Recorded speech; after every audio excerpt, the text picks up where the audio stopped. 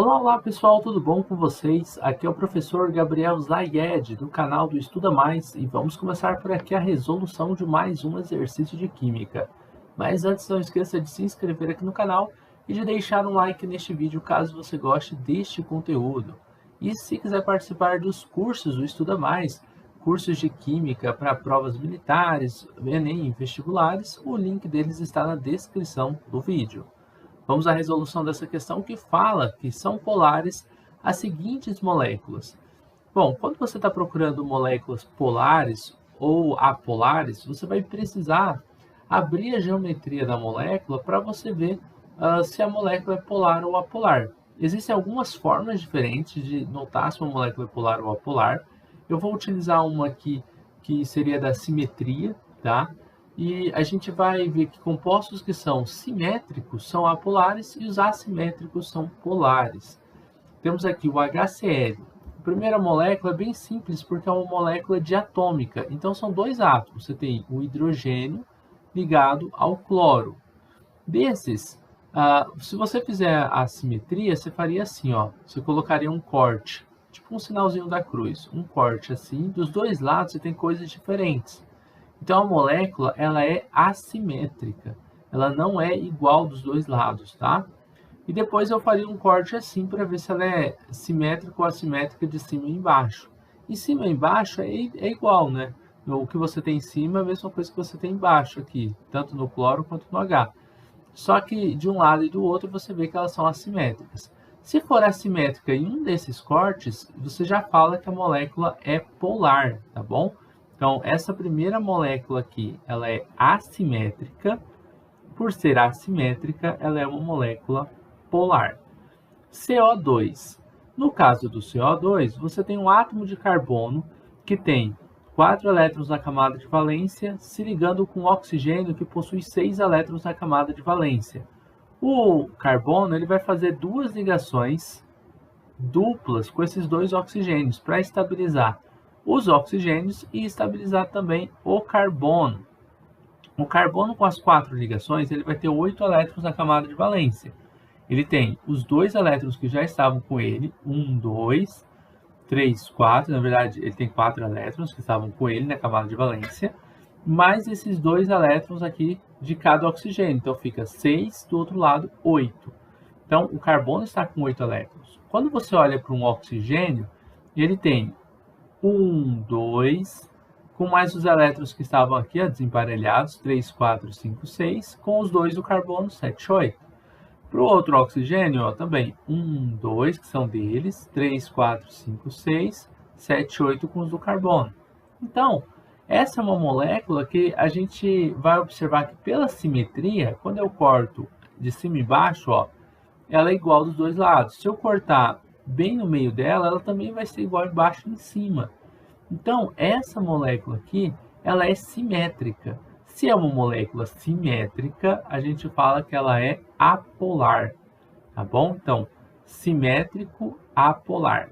Eu vou anotar aqui em cima, só para você lembrar disso, tá? Simétrico, apolar.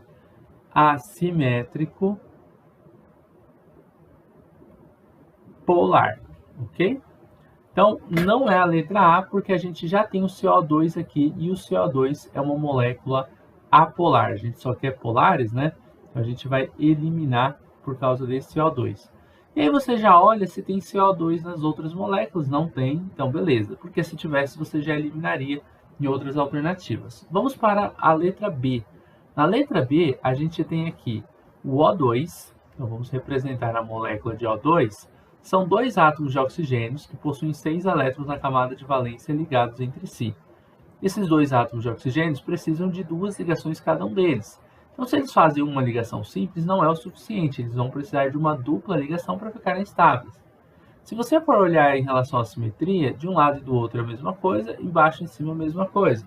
Ou seja, a gente tem uma molécula que é simétrica. Se a molécula é simétrica, ela é apolar. Então, já de cara, a gente nota que essa molécula, na letra B, ela é apolar.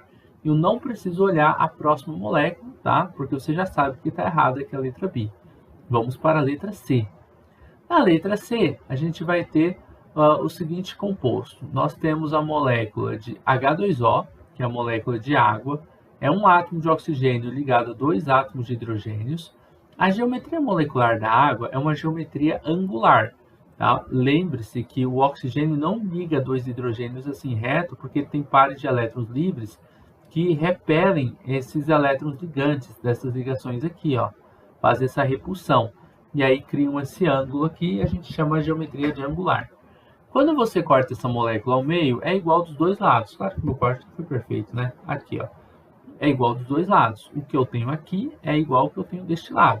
Mas se eu cortar no meio da molécula, o que eu tenho embaixo é diferente do que eu tenho em cima. E tem que ser nos dois cortes simétricos. Se um deles for assimétrico, você já fala que a molécula é polar. Então, a molécula da água é uma molécula polar. No caso do NH3, o NH3 ele tem uma geometria que a gente chama de piramidal. O nitrogênio ele vai estar ligado a 3 hidrogênios e ele tem um par de elétrons livres aqui em cima. Se você cortar essa estrutura ao meio, você vai observar que ela é simétrica. Mas se você fizer o outro corte assim, para fechar essa cruzinha, você vai notar uma assimetria. Se a molécula é assimétrica em um desses dois cortes, você já fala que ela é polar. Então, as duas moléculas que estão aqui, ó, são assimétricas nesse corte que eu dou no meio aqui da estrutura, tá? Esse corte aqui e esse corte aqui. Então, elas são assimétricas. Como as duas são assimétricas, as duas são polares. A letra C é a alternativa correta para essa questão. Bom, agora eu deixo para vocês analisarem as outras alternativas. Mas podem ter certeza, ó, aqui nós vamos ter, só vou falar por cima, uma molécula que é apolar, CCl4, H2SO4 polar, CH4 apolar e PH3 polar, tá? Então aqui temos duas que são já de cara apolares, e aí elas já eliminariam as letras D e E, tá bom?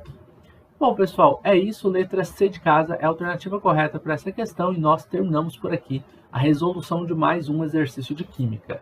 Eu espero que você tenha gostado dessa videoaula e compreendido passo a passo a resolução dessa questão. Se gostou do vídeo, não esqueça de deixar um like aqui, de se inscrever no canal do Estuda Mais e de ativar o sino de notificações para que você possa receber as nossas novas videoaulas.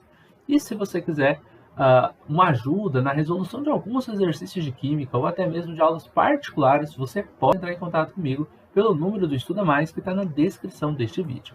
Bom, te encontro numa próxima aula, um forte abraço e até mais!